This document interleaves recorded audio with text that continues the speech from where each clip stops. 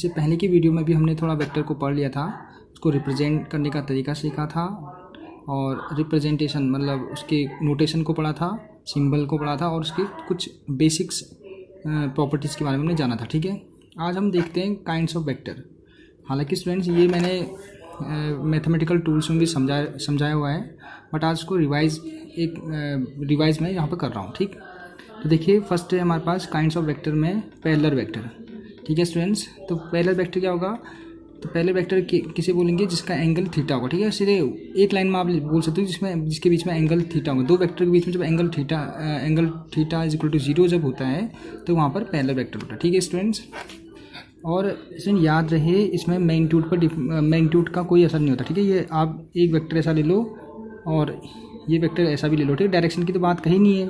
ठीक है, ये दोनों वेक्टर अगर या तो सेम भी हो, अपोजिट डायरेक्शन हो, बट एंगल हमेशा जीरो है। ठीक है, हमको किससे मतलब है? थीटा बराबर 0।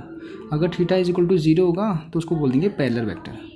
ठीक है स्टूडेंट्स, यहाँ पर देखिए एक का मैग्नीट्यूड छोटा है, मैग्नीट्यूड मतलब लेंथ छोटी है, तो लेंथ छोटी का मतलब मैग्नीट्यूड कम होगा इसका, और इसका मैग्नीट्यूड ऑब्वियसली बड़ा होगा। ठीक है, लेंथ बड़ी है तो मैग्नीट्यूड भी बड़ा होगा। कल मैंने आपको बताया था कि जो लेंथ होता है हमको मैग्नीट्यूड बताता है किसी भी वेक्टर का।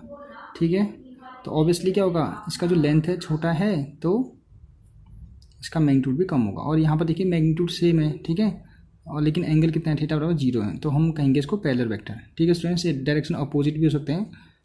ठीक, अगला आपका इक्वल वेक्टर। तो स्टूडेंट्स इक्वल वेक्टर जो होता है, इक्वल वेक्टर में क्या होगा? देखिए magnitude and direction are same होना चाहिए। ठीक है, same is called equal vector. ठीक है, जिसमें क्या होगा आपका मैग्नीट्यूड देखो यहाँ से यहाँ तक इसकी लेंथ और इसकी जो लेंथ है पूरी की पूरी सेम होनी चाहिए, और डायरेक्शन भी सेम होनी चाहिए, तब उसको बोलेंगे इक्वल वेक्टर। ठीक है स्टूडेंट्स, अगला आपका एंटी पैरेलल वेक्टर। ठीक है, ये तो समझ में आ गया होगा ना स्टूडेंट्स।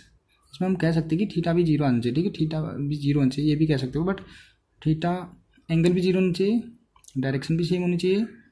ठीक, और डायरेक्शन सेम होनी चाहिए और मैग्नीट्यूड सेम होनी चाहिए, और एंगल भी थीटा भी 0 होना चाहिए। ठीक है, लेकिन ये केस, दो केस मतलब मैग्नीट्यूड और डायरेक्शन सेम होनी चाहिए, ये तो इसके लिए मेन है इक्वल वेक्टर के लिए। ठीक है, ये उल्टा भी हो सकता है ऐसा भी। ठीक है स्टूडेंट्स, ये यहाँ को भी हो सकता है, ये डायरेक्शन यहाँ भी हो सकता है, लेकिन डायरेक्शन सेम होनी चाहिए, मैग्नीट्यूड लेंथ भी सेम होनी चाहिए। ये डायरेक्शन, ये सपोज अगर ईस्ट डायरेक्शन तो वेस्ट में भी हो सकती है इसकी डायरेक्शन। ठीक है, अगला आपका एंटी पैरेलल वेक्टर। तो एंटी पैरेलल वेक्टर किसे बोलेंगे? जिसका एंगल थीटा इक्वल टू 180 होगा। ठीक है, यानी एक वेक्टर सपोज अगर इसको ए मान लो, इसको बी मान लो, अगर एक वेक्टर की डायरेक्शन अगर यहाँ है ईस्ट की ओर, दूसरा वेस्ट है, तो इनके बीच जो एंगल बनेगा 180 का बनेगा। ठीक है स्टूडेंट्स, तो इनको बोलेंगे आपका एंटी पैरेलल वेक्टर। आए बात समझ में? तो कन्फ्यूज नहीं होना है। अगला आपका negative vector, having same magnitude and but opposite in direction. ठीक है, तो ठीक हो गया स्टूडेंट। देखिए इनकी जो लेंथ होगी सेम होगा, मैग्नीट्यूड का मतलब लेंथ ही हुआ, तो लेंथ सेम होगी और डायरेक्शन क्या होगा? इनका अपोजिट होगा। ठीक है, तो यहाँ पर मैं जो ए और यहाँ पर लिखा है -a। ठीक है, तो इस वेक्टर का नाम होगा -a वेक्टर, क्योंकि इसकी डायरेक्शन ऊपर वाले वेक्टर से अलग है। ठीक है, डायरेक्शन में चेंज होने की वजह से उसको बोलते हैं नेगेटिव वेक्टर। अगला है स्टूडेंट्स नल वेक्टर। तो स्टूडेंट नल वेक्टर का मतलब क्या होता है? 0 वेक्टर भी बोलते हैं उसे। ठीक है, तो हैविंग मैग्नीट्यूड 0, डायरेक्शन आर्बिट्री, आप किसी भी डायरेक्शन ले सकते हो, और जैसे एग्जांपल दे रखा है यहाँ पर यूनिफॉर्म। ठीक है, यूनिफॉर्म, ये 0 के ऊपर में आपने ऐसा लगा दिया, इस सिंबल 0 करके इसके ऊपर में एक सिंबल लगा दिया, तो इसको बोलेंगे नल वेक्टर। ठीक है स्टूडेंट्स, और जैसे हम क्या करते हैं स्टूडेंट्स, कभी हमारे पास इसकी ज़रूरत भी पड़ती है कि वेलोसिटी जब कांस्टेंट है तो एक्सेलरेशन 0 होता है। ठीक है, तो यहाँ पर क्या होता है? एक्सेलरेशन क्या है? ऑब्वियसली वेक्टर है ना, वेक्टर क्वांटिटी। तो इसको रिप्रेजेंट करने का तरीका क्या होता है? अगर हम एक के ऊपर में वेक्टर लगाएंगे तो जो 0 आता है वो बताता है कि ये वेक्टर होने के बावजूद इसका मैग्नीट्यूड क्या है? मैग्नीट्यूड 0 है, और लेकिन 0 होने के बावजूद ये क्या है आपका? आप इसको मैग्नीट्यूड वो नहीं बोलोगे, सिंपली इसको स्केलर नहीं बोलोगे। ठीक है, इसको बोलोगे आप 0 वेक्टर है, और 0 वेक्टर है, लेकिन ये क्या है आपस, लेकिन ये क्या है? वेक्टर है। ठीक है, मैग्नीट्यूड 0 है ऑब्वियसली, बट ये क्या है आपका? वेक्टर क्वांटिटी है। ठीक है, जो आंसर आया वो वेक्टर क्वांटिटी आया। ठीक है, वेक्टर में होगा बोलेंगे। ठीक, इसको आगे हम लोग जब न्यूमेरिकल करेंगे तो वहाँ आपको ज़्यादा समझ में आएगा। फिलहाल आप याद रखिए कि जब भी मेरे को अगर नल वेक्टर को मेरे को रिप्रेजेंट करना है तो मैं 0 के ऊपर में एरो लगा दूंगा। आए बात समझ में? अगला आपका students unequal vector. Unequal vector का मीनिंग क्या है? बोथ और ओनली ऑन, सॉरी 2 बार लिखा होगा, ओनली और ओनली आर डायरेक्शन और मैग्नीट्यूड, ठीक है। तो दोनों क्या हो सकते हैं, यहाँ पर इसका फुल मीनिंग नहीं लिखा है। अनइक्वल वेक्टर माने क्या होता है कि आपके जो मैग्नीट्यूड होगा, ठीक है, बोथ, यहाँ पर मैग्नीट्यूड होना चाहिए, बोथ और ओनली आर डायरेक्शन। अच्छा, मैं यहाँ शॉर्ट में लिखा है इसमें, आप ऐसे समझिए इसको, ऐसे समझिए कि देखिए या तो इसका मैग्नीट्यूड यानी या तो लेंथ क्या होगी इसकी छोटी होगी या इसकी लेंथ बड़ी होगी, ठीक है। लेंथ में क्या कहते हैं बड़ी छोटी, लेकिन डायरेक्शन आपका क्या होगा, डायरेक्शन सेम होगा, ठीक है, डायरेक्शन सेम होगा, लेकिन उसका क्या होगा मैग्नीट्यूड क्या होगा कम, या तो मैग्नीट्यूड कम हो सकता है, ठीक है। तो उसको बोलेंगे अनइक्वल वेक्टर, ठीक है। डायरेक्शन उल्टी भी हो सकती है स्टूडेंट, ठीक है। इसमें ये थोड़ा यहाँ पर ये भी हो सकता है कि डायरेक्शन ये यहाँ कर दो और एक क्या कर दो, ये भी तो अनइक्वल ही है, ठीक है। तो आप ऐसे खुद भी समझ सकते हो कि इसकी डायरेक्शन यहाँ ले ली, इसकी डायरेक्शन ये लिख दी, ये भी अनइक्वल वेक्टर, ठीक है। जरूरी नहीं कि लेंथ से आप इसको मेजरमेंट करो, या डायरेक्शन उल्टी कर दो या डायरेक्शन सेम कर दो, इसकी लेंथ छोटी बड़ी कर दो, उसको अनइक्वल वेक्टर बोलेंगे, ठीक है। वैसे आ गया student collinear vector. Collinear vector क्या होता है student, acting along a same line, ठीक है, जो सेम लाइन में एक्टिंग करते हैं, मतलब ये जैसे यहाँ से आ गया तो इसके आगे क्या होगा दूसरा वेक्टर होगा स्टार, ठीक है, acting along a same line, ठीक है। तो उसको बोलेंगे, या फिर और पैरेलल, अलोंग पैरेलल, ठीक है, या तो आप क्या सेम लाइन में या फिर पैरेलल वाले इस टाइप के वेक्टर को भी करेंगे कोलिनियर वेक्टर, ठीक है स्टूडेंट्स। तो इसमें देखिए ना, आपने अभी तक ये पढ़ लिया कि बहुत से वेक्टर, ऐसा लग रहा है कि ये वेक्टर, जैसे मैं यहाँ पर बात कर रहा हूँ, जैसे हाँ ये जो कोलिनियर वेक्टर है तो ऑब्वियसली इसकी तरह इक्वल है, ये पैरेलल वेक्टर की तरह लग रहा है, ठीक है। और बहुत से हमारे वेक्टर जो जैसे इसमें आप देखना कि बहुत से ऐसे वेक्टर जो आपस में लग रहा है कि ये तो सेम है इसकी तरह, ठीक है। तो इसमें आपको यही चीज़ समझना है, ठीक है ना। कोई वेक्टर ऐसे होंगे कि वो ये जैसे इक्वल वेक्टर की बात करते हैं हम लोग, कहाँ गया इक्वल वेक्टर, ठीक है। इक्वल वेक्टर में देखो दोनों के दोनों सेम है, ठीक है, इक्वल वेक्टर, उसमें लेंथ भी सेम होनी चाहिए और मैग्नीट्यूड भी सेम होना चाहिए, ठीक है। और थीटा भी क्या है उसमें जीरो होनी चाहिए, ठीक है स्टूडेंट्स। अगर हम देखो आप यहाँ पर समझना, मैं समझाता हूँ, ठीक है। यहाँ पर देखो, अगर सपोज मैं इक्वल वेक्टर की बात करता हूँ तो क्या होना चाहिए, दोनों का लेंथ भी सेम और डायरेक्शन चाहिए सेम, ठीक है। और मैं यहाँ बोला कि थीटा भी क्या होना चाहिए, जीरो होना चाहिए, एंगल भी जीरो होना चाहिए। एंगल जीरो अगर नहीं होगा तो ये देखो, अगर मैं सपोज इसको किसी एंगल में बनाता हूँ, देखिए अब इनके बीच में एंगल सेम नहीं हुआ, ठीक है। तो अगर इसका ये डायरेक्शन चेंज होगी, देखो डायरेक्शन भी चेंज होगी, एंगल भी अगर जीरो नहीं बोला मैंने यहाँ पर तो ये इक्वल थोड़ी रह जाएंगे, ठीक है। तो यहाँ पर मैं तभी यहाँ पर कंडीशन बता रहा हूँ कि थीटा भी जीरो होना चाहिए इसमें, ठीक है, इक्वल। तो थीटा जीरो वाली कंडीशन किसके लिए है, इसके लिए भी सेटिस्फाई है। तो हम यहाँ से कह सकते हैं कि जो इक्वल वेक्टर है वो पैरेलल वेक्टर हो सकते हैं, ठीक है। इक्वल वेक्टर क्या हो सकता है ना, सॉरी, जो पैरेलल वेक्टर है वो इक्वल वेक्टर हो सकता है, लेकिन इक्वल वेक्टर पैरेलल वेक्टर नहीं हो सकती, ठीक है। क्योंकि इक्वल वेक्टर पैरेलल वेक्टर इसलिए नहीं हो सकते क्योंकि पैरेलल वेक्टर क्या होता है, छोटा वाला भी उसकी जो लेंथ है वो छोटी भी हो सकती है, ठीक है। जबकि इक्वल वेक्टर में क्या होता है कि मैग्नीट्यूड हमारा सेम होना चाहिए, ठीक है स्टूडेंट। ये चीज़ आपको समझना है कि इन चीज़ सभी चीज़ों में ये चीज़ देखना, ठीक है। हमको बहुत सी चीज़ें लग रही है कि ये ऊपर नीचे आपस में सेम हो, कहीं ना कहीं सेम जैसे लग रही है, लेकिन इसमें फिर भी कुछ ना कुछ आपको ये मिलेगा, कुछ ना कुछ डिफ्रेंशिएट मिलेगा, डिफरेंट होंगे एक दूसरे से कुछ ना कुछ, ठीक है। आगे बढ़ते हैं student, coplanar vector. Coplanar vector क्या होता है आपका, कोप्लेनर माने देखिए यहाँ पे इसमें जो प्लेन से बात होती है, प्लेन का मतलब है आपका, देखिए जैसे कि आपका ये अगर आप कॉपी में बना रहे हो तो कॉपी का प्लेन आ गया, ठीक है। आप बोर्ड में बनाएंगे तो बोर्ड का प्लेन आ गया, ठीक है। इसको प्लेन बोलते हैं, ठीक है। कॉपी का प्लेन है तो यहाँ पर देखो एक ये वाई प्लेन है और ऐसे जाऊँगा मैं तो ये एक्स प्लेन है, ठीक है। अगर मैं सेम प्लेन में बनाता हूँ, अगर देखो कोप्लेनर का मतलब जो क्या होंगे, जितने वेक्टर अब मैंने जितने भी ये सारे जो वेक्टर बना के अगर मैंने एक ही कॉपी में बना दिया तो इसको बोलेंगे कोप्लेनर वेक्टर बोलेंगे, ठीक है। चाहे छोटे बड़े या अपोजिट डायरेक्शन में हो, ठीक है, या मैग्नीट्यूड कम ज़्यादा कुछ भी हो, उससे मतलब नहीं है, ठीक है। प्लेनर का मतलब है आपने किस कॉपी बना रखा है या फिर किसी बोर्ड में बनाया है तो उससे मतलब है, ठीक है। तो यहाँ मैं जैसे कॉपी के प्लेन में बना दूँ, जितने वेक्टर है कोप्लेनर वेक्टर, इनको कोप्लेनर वेक्टर बोल देंगे, ठीक। और सिमिलरली देखो नॉन कोप्लेनर तो नॉन कोप्लेनर क्या होंगे तो नॉन कोप्लेनर जो होंगे ऐसे वेक्टर जो कुछ, तो मैंने सपोज मैं कुछ वेक्टर को इस कॉपी के प्लेन में बनाता हूँ और कुछ वेक्टर को मैं बोर्ड के प्लेन में बनाता हूँ, ठीक है। तो ऑब्वियसली क्या होंगे, ये वाले जो वेक्टर होंगे उस वाले वेक्टर से डिफरेंट कहलाएंगे, ठीक है। तो उन वेक्टर को बोलेंगे नॉन कोप्लेनर बोलेंगे, ठीक है। ज़्यादा कुछ नहीं करना आपको। ऑर्थोगोनल वेक्टर, ठीक है स्टूडेंट। ऑर्थोगोनल वेक्टर क्या होंगे, दो वेक्टर के बीच, सपोज मैंने एक वेक्टर ए ले लिया, वेक्टर बी ले लिया, तो उन दोनों वेक्टर के बीच अगर 90 का एंगल बनता है तो उनको बोलेंगे ऑर्थोगोनल वेक्टर, ठीक है। जैसे हमारे यहाँ पढ़ा था हमने एंटी पैरेलल में पढ़ा था ना, एंगल थीटा इक्वल टू 180, तो उसको बोलेंगे हमारा एंटी पैरेलल। अगर थीटा बराबर 90 होगा तो ऑर्थोगोनल। ठीक है, ऐसे भी आप समझ लेंगे। एंगल के अकॉर्डिंग भी हम लोग वेक्टर को डिफाइन कर सकते हैं। एंगल थीटा इक्वल टू 180 किस में होता है? एंटी पैरेलल में। थीटा बराबर 90 किस में होता है? ऑर्थोगोनल में। ठीक है, ये भी आप इसको भी ज़रा सोचना आप इसको भी। ठीक है, अगला आपका एक्सियल वेक्टर। ठीक है स्टूडेंट्स, जितने वेक्टर होंगे देखिए एक्टिंग अलोंग एक्सिस। ठीक है, जो भी वेक्टर एक्सिस के अलोंग, ठीक है, एक्सिस के अलोंग का मतलब जैसे अर्थ है। ठीक है, जो अर्थ है, अर्थ क्या करती है? एक्सिस के अलोंग ऐसे ऐसे रोटेट करते हैं, ऐसे ऐसे घूमते रहती है। ठीक है, तो एक्सिस के अलोंग क्या तो घूमती रहती है। तो एक्सिस आ गया, एक्सिस का मतलब इसमें डायरेक्शन भी मिल गई एक्सिस, और कुछ ना कुछ मैग्नीट्यूड से घूमती होगी। ठीक है, तो मैग्नीट्यूड भी मिल गया और एक्सिस में डायरेक्शन भी मिल गई, तो इस टाइप के ये भी वेक्टर बन जाते हैं। तो इस टाइप के वेक्टर को बोलते हैं एक्सियल वेक्टर। ठीक है स्टूडेंट्स, जैसे हमारे पास देखो ये एल आपके लिए क्या होता है? नया हो सकता है, इसको बोलते हैं तुम्हारा लीनियर मोमेंटम बोलते हैं। ठीक है, सॉरी एंगुलर मोमेंटम, ये एंगुलर मोमेंटम आ गया। लीनियर मोमेंटम बोलते हैं, यहाँ पर लिख देता हूँ मैं, यहाँ पर ये पी को बोलते हैं। ठीक है, पी लीनियर मोमेंटम। ठीक है, सिंपली मोमेंटम या लीनियर मोमेंटम, ये आपका एंगल में घूम रहा है इसलिए एंगुलर मोमेंटम। ठीक है, या टॉर्क आता है स्टूडेंट। ठीक है, यहीं पर हम लोग पढ़ेंगे, आपके चैप्टर 11th में है ये टॉर्क। ठीक है, फोर्स वाला चैप्टर।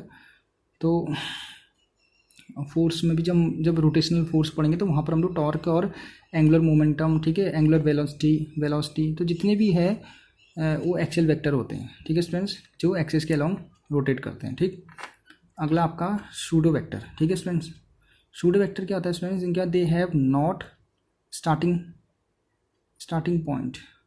ठीक है, स्टार्टिंग पॉइंट होगा यहाँ पर, स्टार्टिंग वेक्टर नहीं होगा, स्टार्टिंग पॉइंट। जिनका स्टार्टिंग पॉइंट नहीं होता है, और ओरिजिन नॉट फिक्स, जिनका ओरिजिन फिक्स नहीं होता। ठीक है स्टूडेंट, ये सूडो वेक्टर जो होता है आपका, ये क्या होता है कि ऐसे फोर्स होते हैं सडन जनरेट हो जाते हैं। ठीक है, सडन जनरेट होने वाले फोर्स को सूडो फोर्स बोलते हैं, और उन फोर्स को सूडो वेक्टर, उन इस टाइप के फोर्स होते हैं। ठीक है, बहुत से ऐसे फोर्स होते हैं जो सडनली क्या होते हैं, मतलब प्रोड्यूस हो जाते हैं, तो उनको बोलते हैं सूडो वेक्टर बोलते हैं। और तो एक फोर्स ही ले लो, जैसे एफ ही ले लो यहाँ पर। ठीक है, एफ लेता हूँ मैं यहाँ पर एफ, ये अभी वाला फोर्स जनरल जो आपका फोर्स है, ये जो एफ लिखा है मैंने, वो फोर्स ना होके ये जो फोर्स है इसको सूडो फोर्स बोलते हैं। ठीक है, ये सडनली मतलब जैसे हम, आपने देखा होगा ना जब झूले में, ठीक है, जब झूले में आप क्या करते हो, ऐसे जो राउंड वाला जो झूला होता है, ठीक है, जाइंट व्हील बोलते जो, उसमें जब घूम के जब ऊपर से नीचे को आते हो तो आपका बॉडी क्या होता है?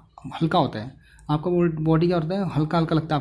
आपको एहसास हुआ होगा कभी आप बैठे हो तो उस टाइम में जो आपका बॉडी में जो वेटलेस की फीलिंग आती है, वो फीलिंग इसी फोर्स के द्वारा होता है। ठीक है, सूडो फोर्स के द्वारा। ठीक है, तो ये फोर्स क्या होता है? सडन जनरेट होने वाला फोर्स है, जिसका कोई भी इनिशियल मतलब स्टार्टिंग पॉइंट फिक्स नहीं होता है। आई बात समझ में? इसको भी हम बहुत ज़्यादा पढ़ेंगे, अब इसका भी यूज़ करेंगे, इसलिए इसको भी आप लोग ध्यान से समझना कि सूडो फोर्स भी होता है। ठीक है, या उसको सूडो वेक्टर बोल देंगे। अगला स्टूडेंट्स पोलर वेक्टर। ठीक है, या पोलार वेक्टर पढ़ते हैं। पोलर वेक्टर जो है जिसका ओरिजिन इज़ फिक्स। ठीक है, जिसका ओरिजिन क्या होता है? फिक्स होता है। ठीक है, इज होगा यहाँ पर, इनमें ओरिजिन इज फिक्स्ड, ये शॉर्ट में लिखा है स्टूडेंट मैंने आपको समझाने के लिए। तो ओरिजिन क्या होगा? जिनका फिक्स होगा उसको क्या बोलेंगे? Polar vector. पोलर वेक्टर में क्या होता है आपका? जैसे displacement, force, velocity, momentum, weight. ठीक है, यानी जितने भी आपने अभी तक वेक्टर पढ़ रखे सारे के सारे इसके अंदर आते हैं पोलर वेक्टर में। ठीक है, यानी जो अभी तक हमने 9th में पढ़ रखा है और 11th में जो हम पढ़ेंगे वो लगभग इसी वेक्टर में आता है। ठीक है, सारे के सारे, क्योंकि इनका ओरिजिन फिक्स होता है। हमने ये सुना तो है, डिस्प्लेसमेंट वेक्टर होता है, फोर्स वेक्टर होता है, ठीक है, और वेलोसिटी वेक्टर होता है, मोमेंटम वेक्टर होता है, वेट वेक्टर होता है। इसके अलावा स्टूडेंट्स बहुत सी चीज़ें होती हैं जो वेक्टर होते हैं, वो सारे के सारे वेक्टर जो होते हैं उनका ओरिजिन फिक्स होता है, तो इसलिए उसको पोलर वेक्टर बोल देंगे। ठीक, ओके। अगला आपका यूनिट वेक्टर। जो यूनिट वेक्टर है वो क्या होता है? Unit vector of magnitude. Unit vector जो होता है उसका मैग्नीट्यूड हमेशा क्या होता है? 1 होता है। ठीक है, याद रखना, यूनिट वेक्टर किसे बोलेंगे? जिनका मैग्नीट्यूड 1 होता है। ठीक है, अब यूनिट वेक्टर को रिप्रेजेंट करते हैं स्टूडेंट्स ऐसे। ठीक है, यानी एक सिंबल ले लो, उसके ऊपर में एक कैप लगाते हैं, उस कैप बोलते। ठीक है, यानी यहाँ पर जो लिखा है ना मैंने, ये जो यूनिट वेक्टर होता है वो क्या होता है आपका? एक के ऊपर कैप। ठीक है, अब थोड़ा सा मैं यहाँ पर बताता हूँ, लेकिन चलो कोई नहीं, यहाँ पर बताता हूँ। ठीक है, जैसे ए कैप लिखा, ठीक है, ये यूनिट वेक्टर है, इसका मैग्नीट्यूड क्या होगा? 1 होगा। ठीक है स्टूडेंट्स, अब देखो स्टूडेंट, आप ही थोड़ा मुझे बताना कि मैं सपोज एक वेक्टर ले रहा हूँ। ठीक है, एक वेक्टर ले रहा हूँ। ठीक है, इस वेक्टर को मैं किसके फॉर्म में लिख दूँ? इस वेक्टर को मेरे को लिखना है किसी अलग फॉर्म में लिखना है। ठीक है, तो मैं क्या करूँगा?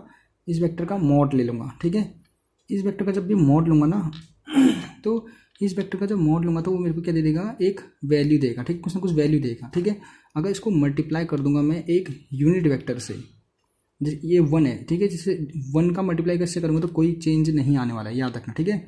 तो इस मैग्नीट्यूड के साथ मैग्नीट्यूड के साथ जब यूनिट वेक्टर का मैं जब मल्टीप्लाई करता हूँ तो पूरा का पूरा टर्म क्या बन जाता है, एक वेक्टर बन जाता है, ठीक है। इतना फायदा होता है। सपोज मेरे पास 8 आ गया, 8 वैल्यू है मेरे पास, ठीक है। अब इस 8 को मेरे को चेंज करना है वेक्टर में, ठीक है। अब यहाँ पर सपोज एक वेक्टर था, ये 8 ए वेक्टर था, सपोज ए वेक्टर की वैल्यू है 8, ठीक है। ये तो गलत हो गया। अब इसको आपको वेक्टर के 8 को वेक्टर के फॉर्म में लिखना है, तो आप क्या करोगे, इसको यूनिट वेक्टर से मल्टीप्लाई कर दोगे, देखो, ठीक है।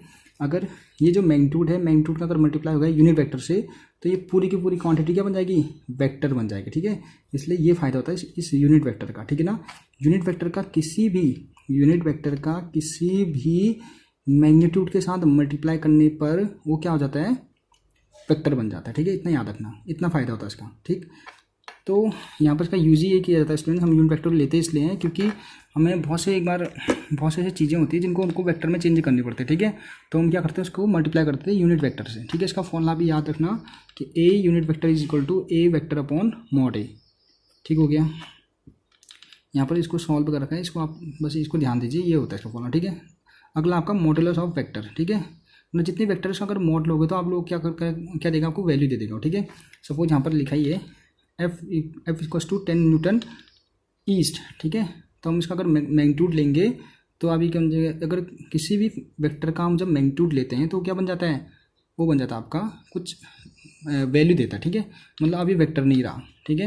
मतलब आपने क्या किया, किसी वेक्टर का अगर मॉड लिया तो आपको क्या देगा, एक वैल्यू देगा, और जो वैल्यू होगी वो क्या होगा, वो आप वेक्टर नहीं होगा, ठीक है।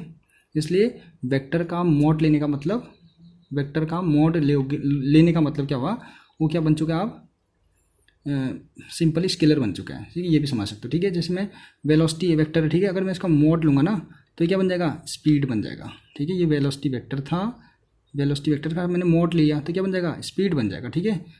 आई बात समझ में। तो वेक्टर का मॉड लेना, वेक्टर का मॉड लेना, मॉडुलस लेना, मतलब वो क्या बन जाएगा, स्पीड बन जाएगा, ठीक।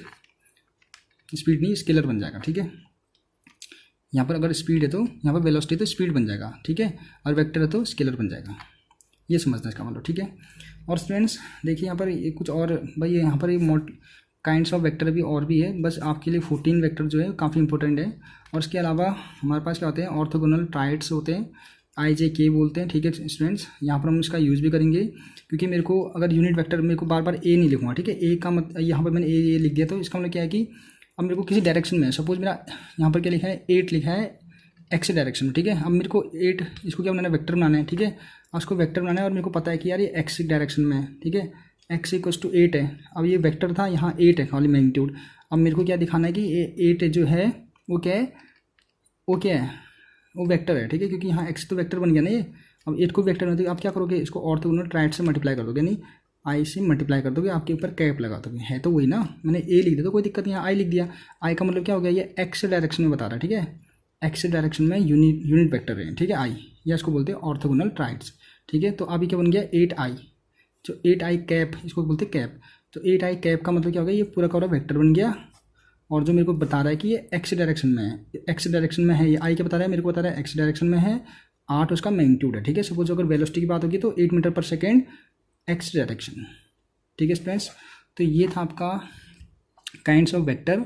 और तो स्टूडेंट जहाँ पे आपको समझ में नहीं आया तो आप कमेंट्स करके लिखिए, इसमें जो नंबर लिखे मैंने, जैसे 11, 12, 13 यहाँ पर भी मैंने नंबर कर रखा है। अगर आपको कोई वेक्टर समझ में नहीं आता तो आप उसको कमेंट्स में नंबर डाल दीजिए, 11th वाला नहीं आया या 10th वाला नहीं आया, कमेंट करके लिख देना सर ये समझ में नहीं आया, तो मैं आपका सॉल्यूशन इसमें भेज दूँगा, ठीक है स्टूडेंट्स। बाकी स्टूडेंट को आप बिल्कुल याद रखिएगा, ठीक है, उनका यूज़ भी करेंगे हम लोग, ठीक है। Thank you students.